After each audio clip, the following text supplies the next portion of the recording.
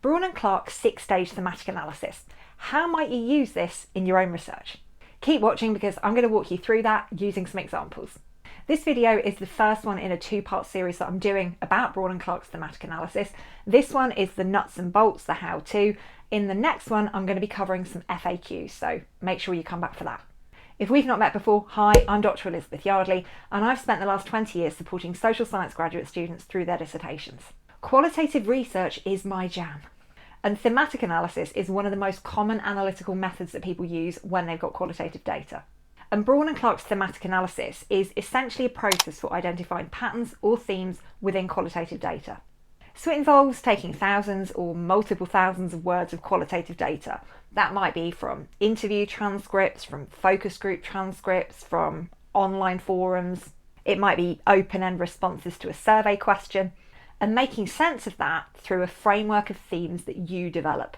Braun and Clarke are the OGs when it comes to thematic analysis. So let's see how their 6-stage process works.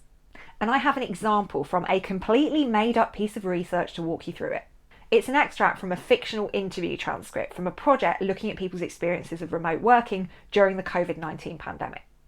I've deliberately kept this extract very short and very compact for illustrative purposes so you can see how thematic analysis would work. So this is the fictional extract from the interview. On the next slide, I'm going to share with you the research title and the aims and objectives, and on the one after that, the research questions. So feel free to pause the video, rewind it, take some screenshots, whatever you want to do.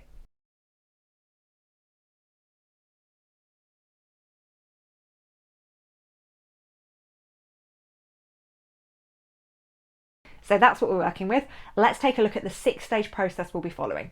So here are Braun and Clarke's 6 stages. Firstly, familiarising yourself with the data.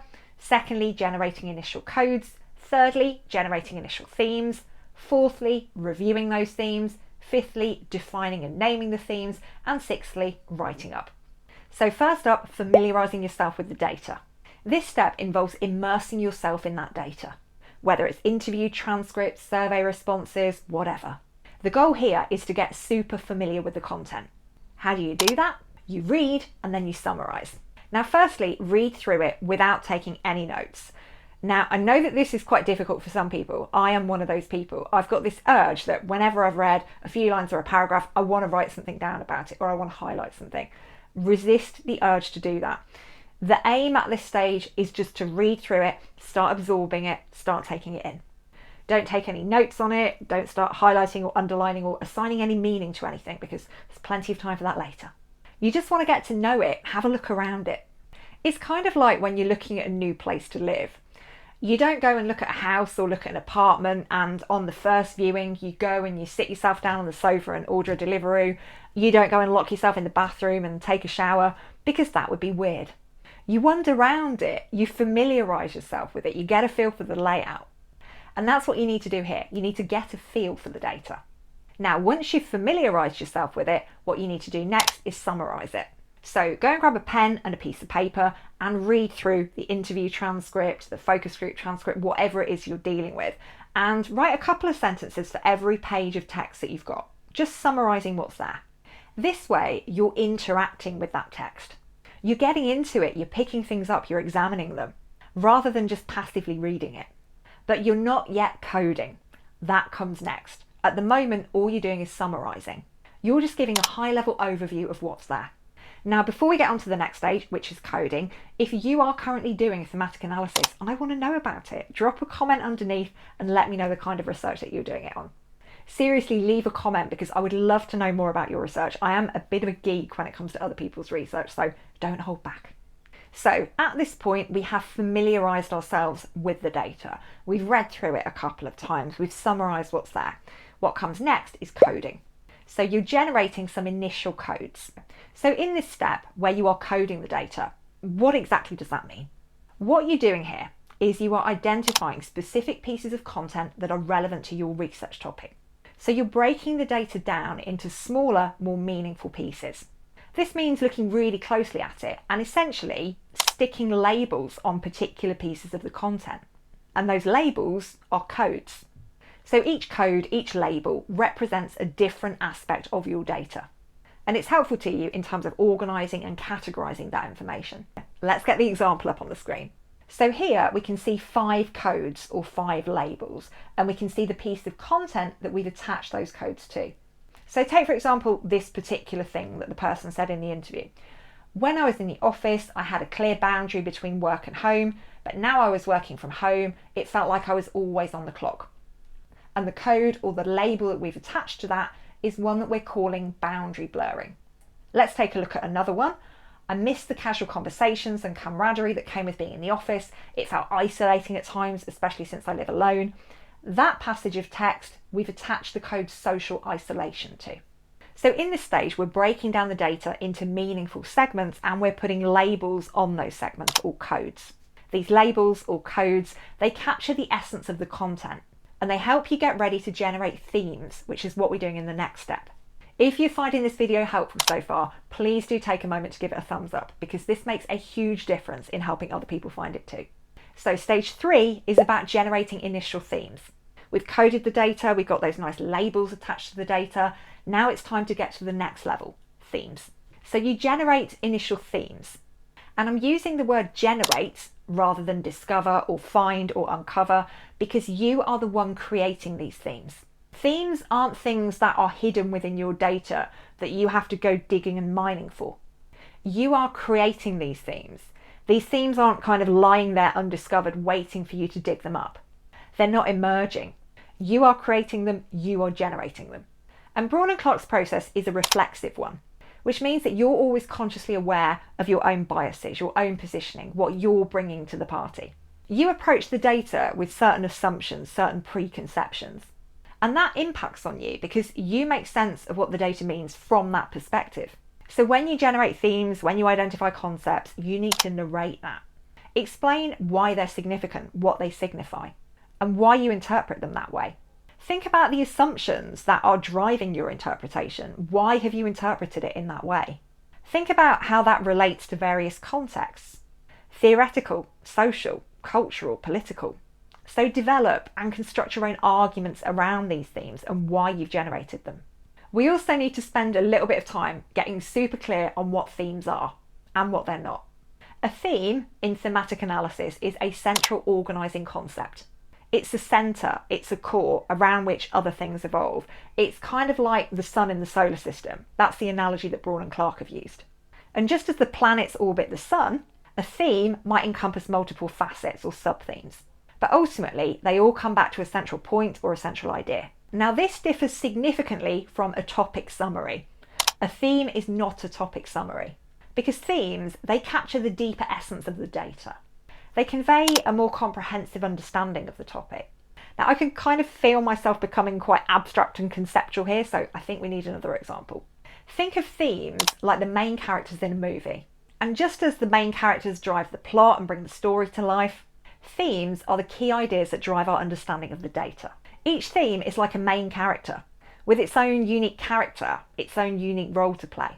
And just as a film might have multiple main characters who interact and shape the plot of the story together, a data set can have multiple themes that work together to create a complete picture.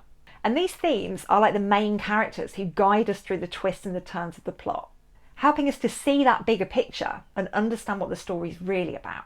So just as you wouldn't fully understand a movie without all of the main characters, you wouldn't fully grasp the meaning of the data without all the themes.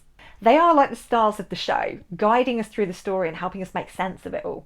And generating these themes means moving beyond the individual codes. And unlike step 2, which focuses on the micro, the fragments, the kind of small picture, step 3 zooms out and is about the bigger picture. So in this stage, we're searching for overarching themes. And we do that by looking for similarities, connections, and patterns.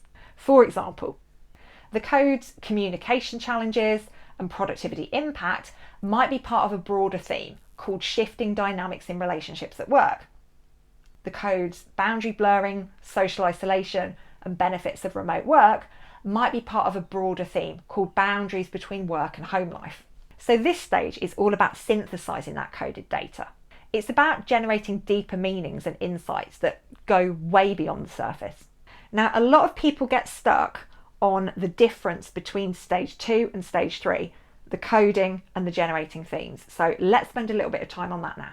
So in stage 2, coding, researchers are focusing on breaking down the data into smaller, meaningful segments or codes. And the emphasis here is on identifying specific pieces of content within the data and assigning labels to that content. Now, the purpose of this stage is to organise the data and lay the foundations for later analysis. In stage 3, researchers are shifting their focus from the individual codes to the broader patterns or themes. We are zooming out here, and the goal is to identify overarching themes that we can generate from the coded data. And we do that by looking for similarities, connections, and patterns between the codes. This stage involves synthesizing that coded data to uncover the deeper meanings, the insights that go way beyond the surface level of those individual codes. So while stage 2 is about breaking down the data, step 3 is about building up an understanding of the overarching themes. Now we're ready for stage 4, reviewing themes. At this stage, you review and refine the themes. You consider how they relate to each other and the data set as a whole. That might involve splitting one theme up into separate themes. It might involve merging some themes. It might involve discarding some altogether. So this is kind of like quality control. You're ensuring that your themes are rock solid. And there are 2 elements of this. So you're looking at what you've got within each theme, and then you're looking across the themes to see if they make sense holistically.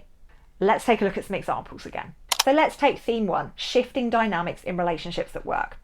A potential change that we might make to that is to broaden that theme to encompass not only the challenges in communication and productivity, but also the changes in interpersonal relationships and team dynamics that were experienced in that remote work environment. And this adjustment would provide a more comprehensive view of how remote work has impacted those workplace relationships. Now let's take the theme boundaries between work and home life. While this theme is quite effective at capturing the blurring of boundaries between work and personal life, we might want to split it into 2 separate themes for clarity and focus. One of those themes might specifically address boundary blurring and its effects, while the other one could focus on the benefits and challenges of more remote work, including, for example, isolation as one of the challenges. And that separation might allow for a more nuanced exploration of the participants' experiences of remote work, beyond just the blurring of boundaries. Stage 5 is about defining and naming themes. And this stage is actually a lot easier than many people think it is. It's basically saying, here's what this theme is, here's what it's about. So each theme needs to be clearly defined, clearly labelled, and it needs to come with a brief description that captures its essence. So on the screen here, you can see 2 examples of this. So you've got the title of the theme, in the case of theme 1 here, dynamics of remote work relationships, and you've got a brief description underneath it. So this description doesn't need to be massively lengthy. It only really needs to be a sentence or 2. So this is the kind of thing that you want to be aiming for here. So by defining and naming and describing themes in this way, this is actually quite a good exercise to go through just for us individually as researchers, because we're confirming to ourselves again that this makes sense. Often when we have to communicate something to other people, because this is essentially what we're doing here, we are naming, we are describing this stuff for an external audience, it makes us think again, does this make sense? So don't worry if at this stage you want to start making some more changes, because that's perfectly fine. You can go and loop back to stage 4, reviewing and refining the themes. That's absolutely okay. Finally, stage 6 is all about writing up. So here, you're writing up your thematic analysis. You're providing a detailed description of each theme, and you're giving some illustrative quotes from the data. And you're also discussing the broader implications of those findings. When you're writing up your thematic analysis, it's really important to be aware of any requirements that exist within your institution or your discipline.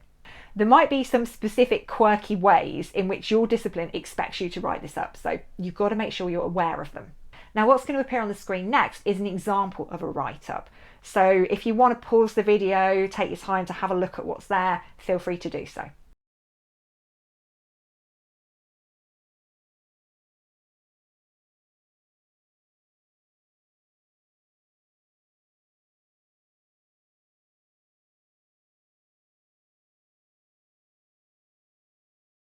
And that's it. That is Braun and Clarke's 6-stage process for thematic analysis. I hope you found that helpful. Be sure to drop your questions in the comments and come back for the next video, because I'm going to be tackling some of the frequently asked questions about thematic analysis. I'll see you then.